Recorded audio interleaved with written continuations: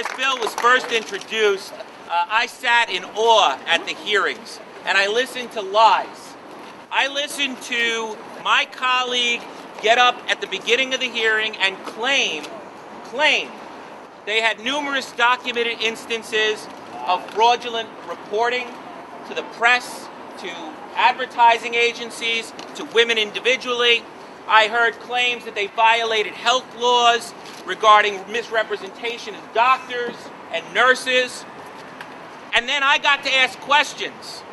And here were the answers I got. The Department of Consumer Affairs conceded there was not a single complaint substantiated. The Department of Health Deputy Commissioner was there. She conceded neither the State of New York Department of Health nor the city had found any violation. The Department of Consumer Affairs admitted they have never regulated a not-for-profit in the manner conceived of by this bill, ever. And when talked about the criminal penalties, which include under Section D up to 6 months in jail for not complying, I asked them, when has speech ever been criminalized in this manner? And the answer was, no, it's never been before. That's right.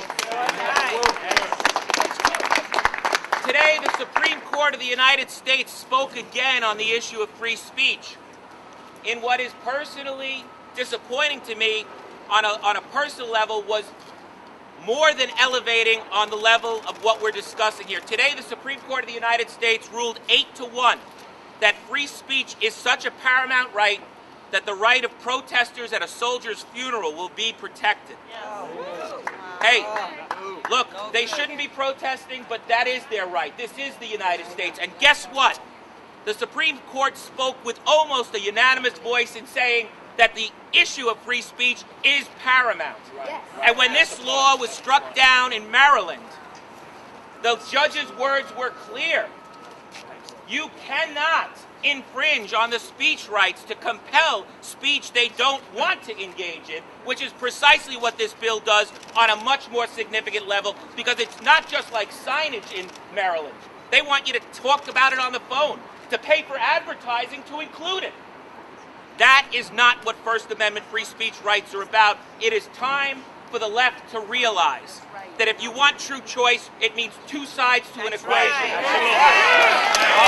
That's what we're here for, and that's what my colleagues and I will stand up against. And believe me, this will not end here today. I have no delusion that the Speaker has lined up sufficient votes to make this happen, but the courts will speak tomorrow. And the courts will say, this is not constitutional. This is an abridgment of our First Amendment rights, and we're not going to stand for it, because whether you're pro-choice or pro-life shouldn't matter. When the First Amendment is implicated, that's something every citizen should be concerned with. Everyone.